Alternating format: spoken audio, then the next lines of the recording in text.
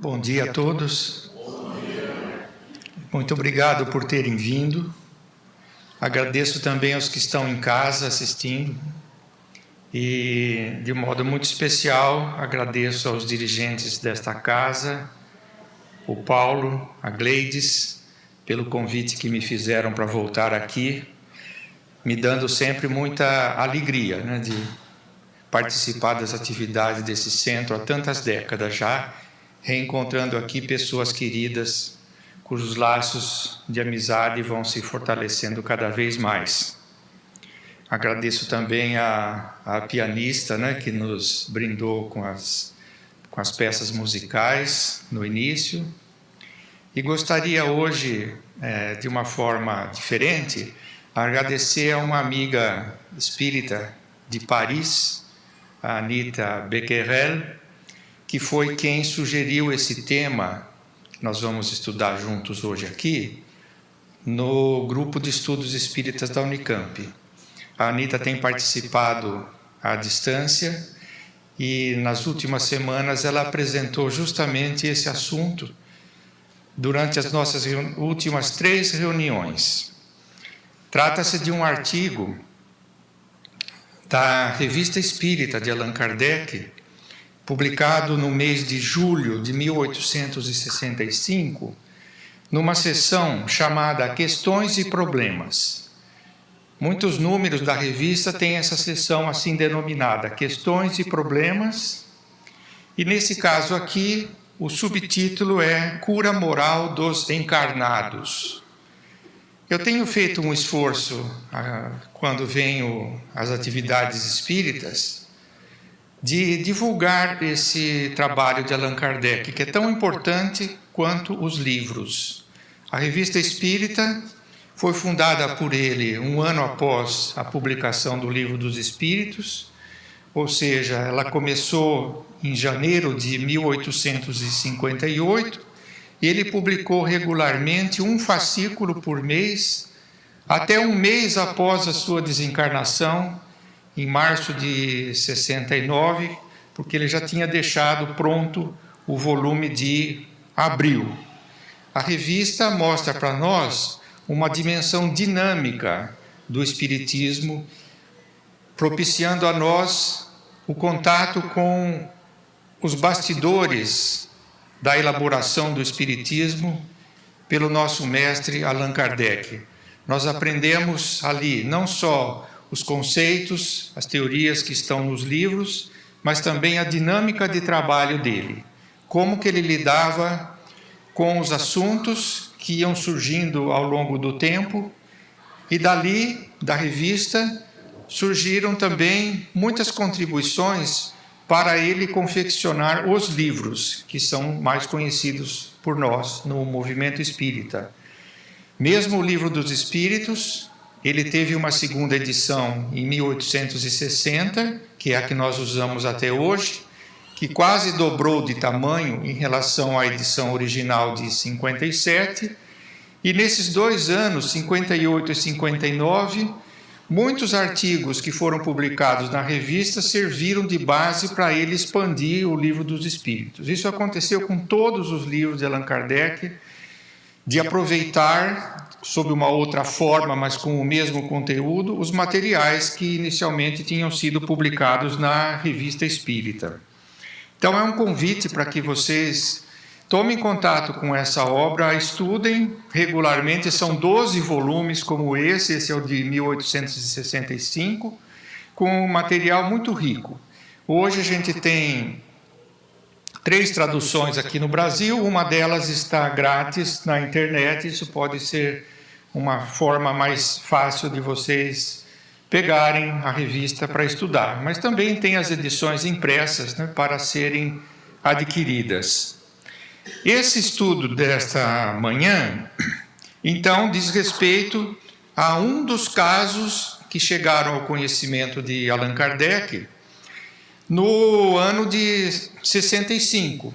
Logo depois, ele então compôs o artigo que a gente vai comentar aqui hoje. A questão que ele enuncia logo no início do texto é a seguinte: muitas vezes vence espíritos de natureza má ceder prontamente sob a influência da moralização e melhorar. Isso diz respeito às práticas mediúnicas.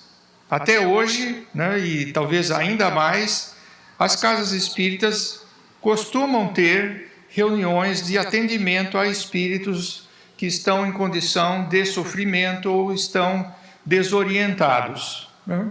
Então, quando ele diz que muitas vezes a gente percebe que espíritos que se comunicam numa situação bastante inferior do ponto de vista moral, logo eles aproveitam essa acolhida, os ensinamentos, os conselhos que são dados e se modificam do ponto de vista moral. Pode-se agir do mesmo modo sobre os encarnados, mas com muito mais trabalho. Porque, na verdade, a tarefa é a mesma. Nós somos espíritos, quer encarnados ou desencarnados, nós somos os mesmos seres, né? Então, aquilo que beneficia o espírito desencarnado pode também beneficiar todos nós que estamos encarnados.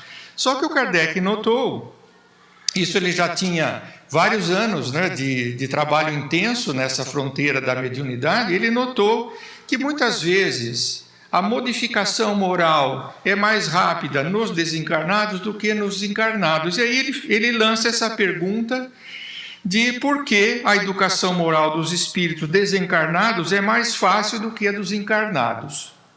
Isso acho que todo mundo que labora na casa espírita, junto às reuniões mediúnicas de tratamento espiritual, percebe realmente essa diferença. Ela não é sem exceção. Tem exceções importantes, mas assim, de um modo geral, a gente nota uma maior prontidão na orientação que é dada aos desencarnados do que para os encarnados. Quando ele fala da modificação moral dos encarnados, trata-se daquilo que a gente tem no nosso dia a dia, na nossa existência aqui. A gente vive em sociedade, a começar da família, do trabalho, da casa espírita, dos lugares onde a gente vai para fazer nossas compras. E nesse contato a gente tem, muitas vezes, ocasião de perceber que alguém que está na nossa relação social é uma pessoa que está incidindo em um comportamento que não é aquele que a gente gostaria que fosse, pensando-se nas leis divinas do bem, né? E aí a gente tenta fazer um esforço para que essa pessoa reencontre o caminho do bem e nem sempre isso acontece, né? Aí leva aquela frustração, a gente às vezes trabalha a vida toda, né? Ou vive a vida toda, às vezes mesmo na própria família, tentando ajudar alguém que está ao nosso lado e nem sempre o acolhimento daquela orientação que a gente dá, ele acontece, né? Então, essa questão surgiu. Allan Kardec a propôs numa reunião da Sociedade Parisiense de Estudos Espíritas, e aí ele consultou os espíritos como parte da sua prática de dialogar com os espíritos de uma maneira muito intensa e livre. E ele obteve 6 respostas para essa questão, das quais ele aproveita 2 para transcrever para a revista espírita, porque ele diz que todas têm o mesmo conteúdo. Então ele não pôs as 6, porque seria um pouco repetitivo. Ele escolheu 2 textos muito interessantes, de uma página, mais ou menos cada um, de 2 espíritos de alta hierarquia que colaboravam nas atividades de Allan Kardec. Um deles é Lamennais e o outro é o Erasto. Então eu vou mostrar para vocês alguns trechinhos dessas respostas a essa questão que foi proposta pelo Allan Kardec e depois recebeu a orientação desses 2 luminares do Espiritismo. Mas, antes disso, o Kardec faz uma explicação de por que esse assunto surgiu ali. Havia um caso de um jovem, eu vou ler, né? Um jovem cego havia 12 anos, tinha sido recolhido por um espírita dedicado, que se havia empenhado em curá-lo pelo magnetismo, pois os espíritos haviam dito que isso era possível. Então, o Kardec ficou sabendo dessa situação, ou seja, um espírita, encarnado, claro, né? Acolheu, provavelmente na sua própria casa, um jovem que havia perdido a visão há vários anos, e não tinha nem sequer onde morar ou o que comer. Então, começa o exemplo para a gente desde aqui, né? Acolher uma pessoa que estava passando por necessidade. Isso não é nada fácil, né? Tem várias outras situações relatadas na revista desse mesmo tipo, né? Do desprendimento desse espírita, provavelmente a sua família também, né? De acolher essa pessoa na própria casa, com o objetivo não só de cuidar materialmente dele, né? Fornecendo abrigo e comida, mas também de propiciar a ele um tratamento fluídico, magnético, como já se fazia amplamente, mesmo antes de surgir o espiritismo. Mas o jovem, em vez de se mostrar reconhecido pela bondade de que era objeto, e sem a qual teria ficado sem asilo e sem pão, só teve ingratidão e mau procedimento e deu provas do pior caráter. Veja que situação dramática, né? A pessoa foi acolhida, não tinha, como a gente diz na gíria, né? Não tinha onde cair morto, alguém que cuidou dele, que queria tratá-lo, mas ele se mostrou ingrato e deu mostras de um caráter muito mau, um caráter bastante inferior, né? E aí, o Kardec, antes de transcrever aquelas respostas à pergunta que abre o artigo, ele transcreve também a orientação que ele pediu sobre esse caso ao patrono espiritual da Sociedade Parisiense de Estudos Espíritas, que era São Luís, que foi certamente entre os espíritos, exceto pelo Espírito de Verdade, foi aquele que mais contribuiu com Allan Kardec ao longo de todo o trabalho de elaboração do Espiritismo.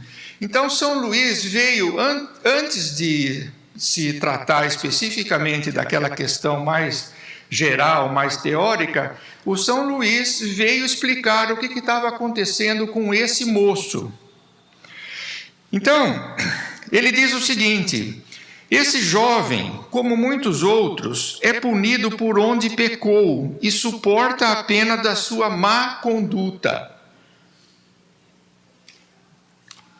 Eu não vou transcrever nas transparências, mas eu vou ler um pouco mais, seguindo essa explicação.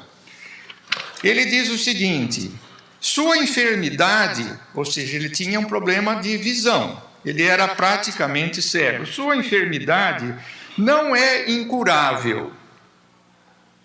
E uma magnetização espiritual praticada com zelo e devotamento certamente teria êxito, ajudada por um tratamento médico destinado a corrigir o seu sangue viciado. Isso também é um ponto importante, né? A gente tem os recursos de tratamento dentro do âmbito espírita, por exemplo, hoje em dia a gente usa mais o passe, né, nas casas espíritas, e outras formas, né, de mediunidade curadora, mas sempre a preocupação de Allan Kardec era que isso não se sobrepusesse e substituísse os tratamentos médicos, que também são importantes, né? Então, o próprio Espírito falou: olha, esse caso não é incurável, a magnetização dele iria ajudar, eventualmente reverter, mas ele também tem que ter um tratamento médico, né, à época. Já haveria uma sensível melhora em sua visão, que ainda não está completamente extinta, se os maus fluidos de que está cercado e saturado não opusessem um obstáculo à penetração dos bons fluidos que, de certo modo, são repelidos. Então agora o Espírito está mostrando o lado espiritual, né? esse jovem, ele tem uma má conduta, ela que gerou essa situação de sofrimento para ele. O tratamento magnético, fluídico, daria resultado junto com o tratamento médico, porém, ele, o jovem encarnado com um comportamento muito ruim, ele criava fluidos negativos que impediam a ação benfazeja dos benfeitores encarnados e desencarnados que queriam cuidar dele. No estado em que ele,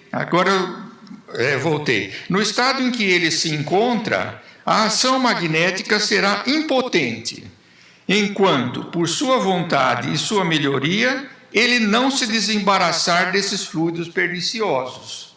Como sempre, né? A responsabilidade pela nossa vida é nossa, e não das circunstâncias externas, né? Em última instância, somos nós que criamos as coisas boas ou ruins que nós enfrentamos na nossa vida, né?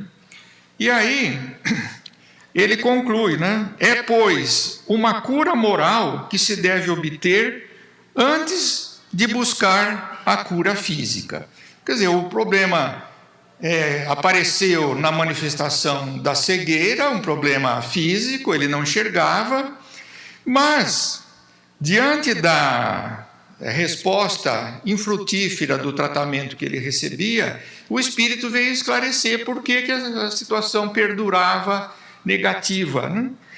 E antes de qualquer coisa, era importante que essa pessoa se curasse moralmente. O que é a cura moral? É claro que isso é uma metáfora, né? Estritamente falando, a cura é física. Você tem uma dor de cabeça, faz um tratamento para curar a dor de cabeça, por exemplo, né? Mas aqui se emprega essa expressão cura moral para dizer da correção que a gente deve fazer, e nesse caso, esse jovem em particular, quando nós temos algo errado, não no corpo, mas no nosso espírito. O que é algo errado no espírito?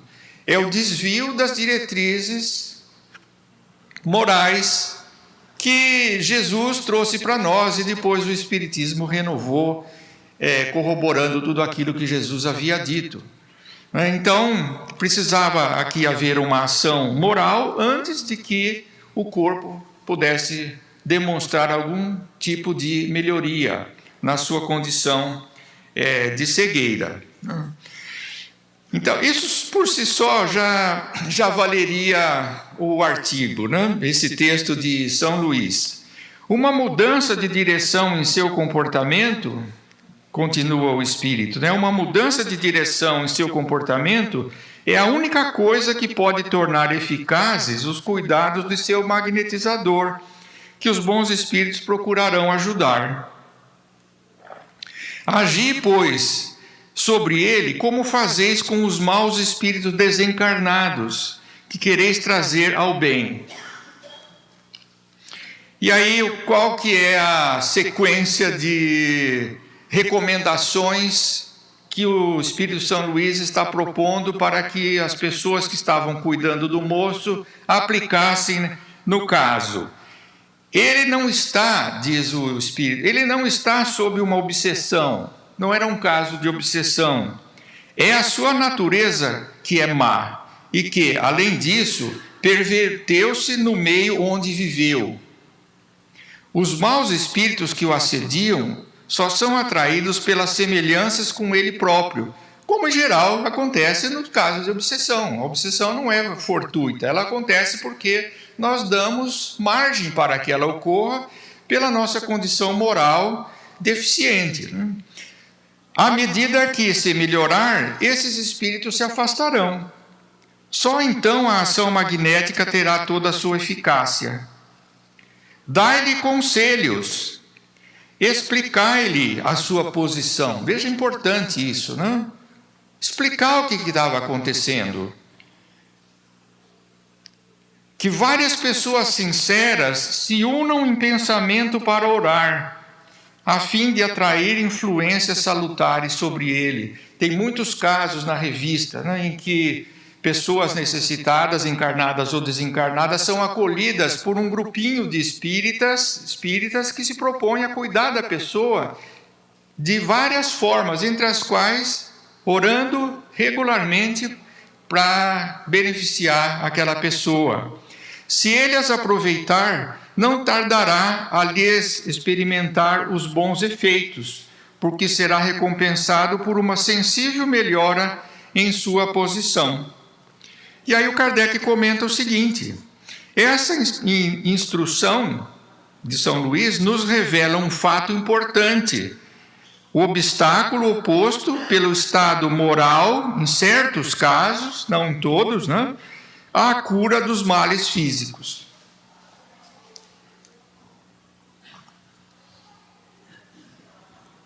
Continuando, 6 respostas foram obtidas para aquela questão inicial, né, explicado o contexto em que a questão surgiu. Ele relata, como eu já disse, que houve 6 espíritos que se manifestaram e as comunicações concordam perfeitamente entre si. Aí ele diz: eu vou escolher 2 delas, e as 2 escolhidas são aquelas que eu falei, né, de Lamennais e de Erasto.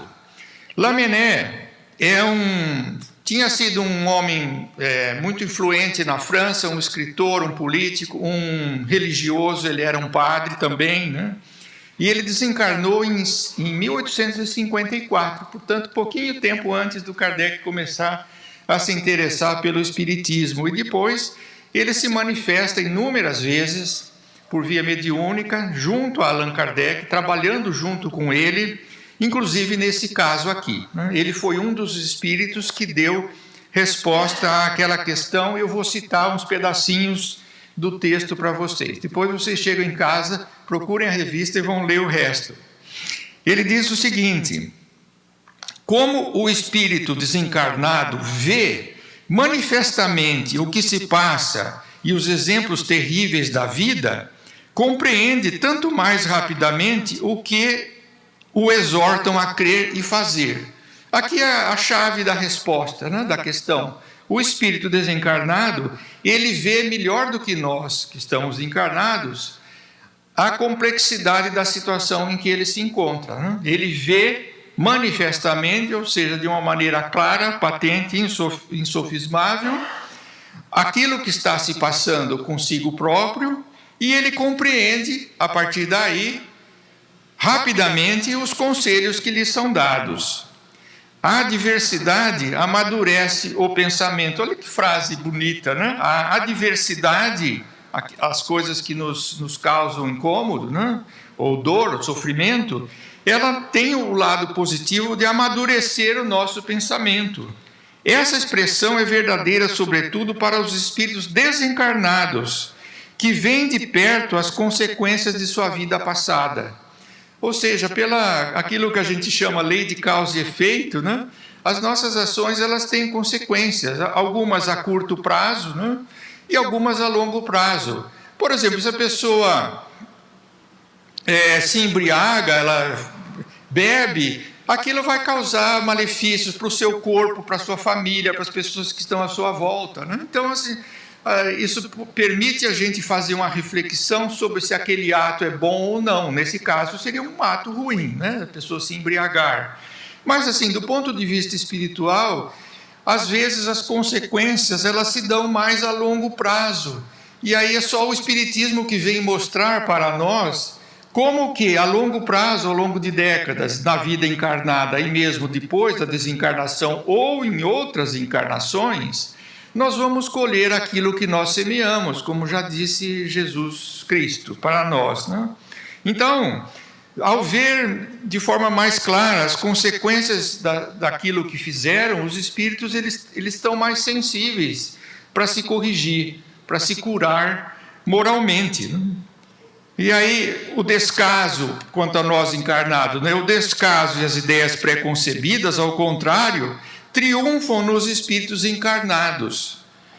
As seduções da vida dão-lhes, a nós, né, os encarnados, uma indiferença completa pelos homens e pelas coisas divinas.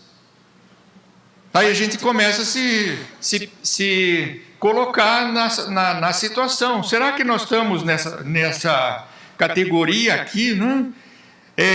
Fixado com ideias pré-concebidas, descuidados com relação às coisas divinas, seduzidos pelos aspectos puramente materiais da nossa existência, indiferentes com relação às outras pessoas, né? Uma série de coisas que cabe a nós refletir. Se a gente não está fazendo isso um pouco também, né? De uma forma geral. E aí, para encerrar esse primeiro bloco, né, da explicação, o Espírito Lamennais diz o seguinte: a carne lhes faz esquecer o Espírito. É claro que não é a carne materialmente falando, mas a situação de estar unido a um corpo e esquecer o passado, pela bênção de Deus que nós esquecemos, né? Nós, às vezes, nos esquecemos da dimensão espiritual da vida, né? E agora vou tornar a ler mais um trechinho que eu não transcrevi aqui. Uns dos encarnados, nós, né, fundamentalmente honestos, fazem o bem evitando o mal, por amor ao bem, mas a vida de sua alma é quase nula. Vive uma vida material, às vezes até boa, ajudando, fazendo o bem, mas a dimensão espiritual esquecida, a vida da alma quase nula. Outros, ao contrário, consideram a vida como uma comédia e esquecem o seu papel de homens. Outros, enfim, completamente embrutecidos, e no último degrau da espécie humana, nada vendo além, nada pressentindo, entregam-se aos crimes bárbaros e esquecem a sua origem. Então, era a parte principal do texto de Lamennais. Agora um pedacinho sobre o texto de Erasto. O Erasto, como acho que quase todo mundo sabe, ele foi um dos discípulos de Paulo de Tarso, né? Um dos que colaborou na grandiosa missão de Paulo de divulgar o cristianismo para além das fronteiras do povo hebreu, né? E ele se manifestou inúmeras vezes, foi um dos grandes colaboradores de Allan Kardec como espírito, mostrando grande elevação, grande lucidez. O Erasto diz o seguinte: quantos problemas e questões a resolver antes que seja realizada a transformação humana conforme as ideias espíritas. Era o caso aqui, né? As ideias espíritas sobre aquele caso particular do jovem cego de mau caráter e, em geral, de uma forma geral, sobre os encarnados que precisam de uma reorientação moral em sua conduta. Ele fala aqui, né, como que as ideias espíritas vão contribuir para a transformação humana, resolvendo não só as nossas inquietações mais filosóficas, mais teóricas, conceituais, mas também as situações práticas que nós vivemos aqui na vida, né? Esse exemplo que abre o artigo justamente é onde se aplica essa consideração feita pelo espírito Erasto.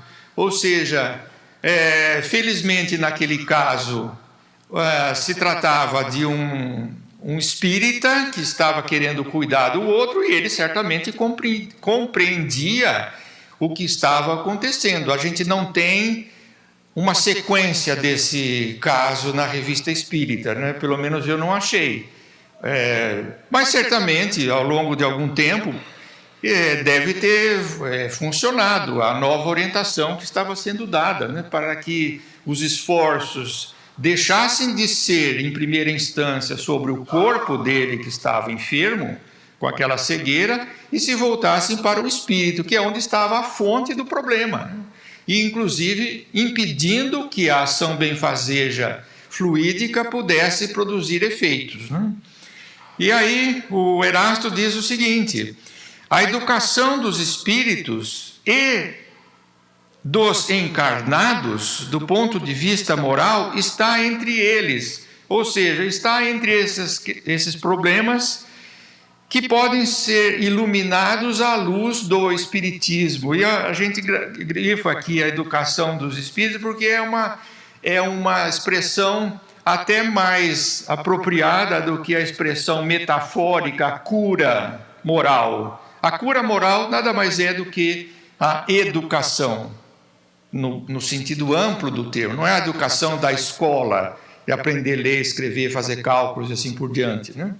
É a educação no sentido geral do termo, de a gente se enriquecer no cabedal dos nossos conhecimentos, propiciando a nós uma compreensão melhor, não só da nossa vida aqui na Terra, mas à luz das ideias espíritas, da nossa vida de espíritos imortais, né?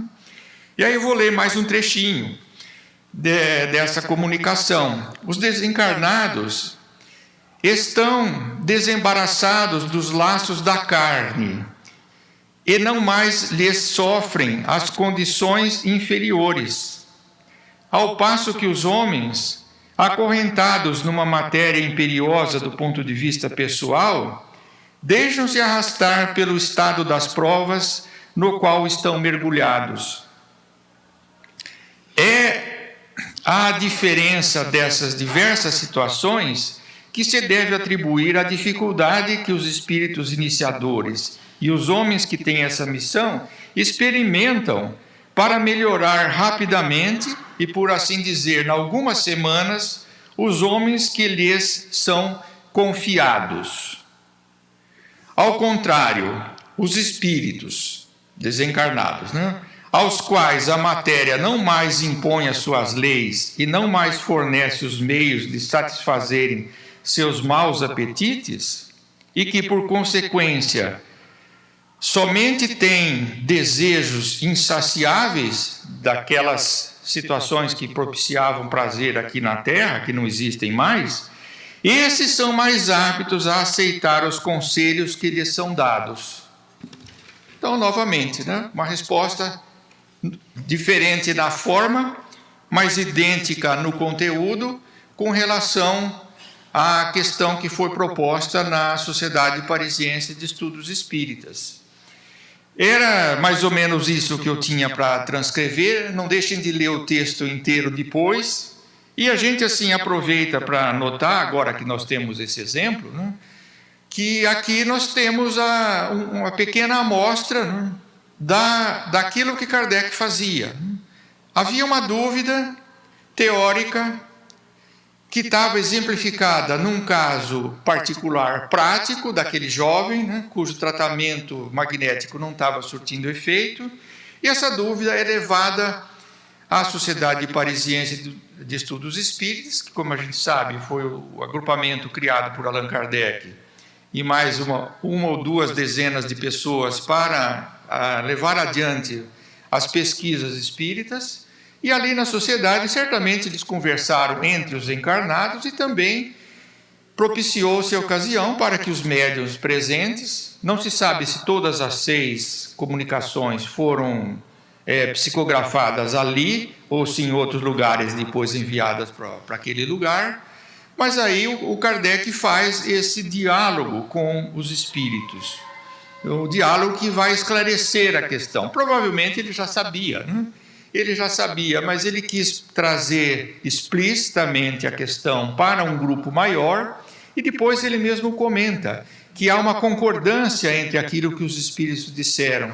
Às vezes a gente fala, né? Isso é um tema que está no início do Evangelho segundo o Espiritismo, da importância da gente ter a confluência das informações na hora de estabelecer um princípio dentro do Espiritismo.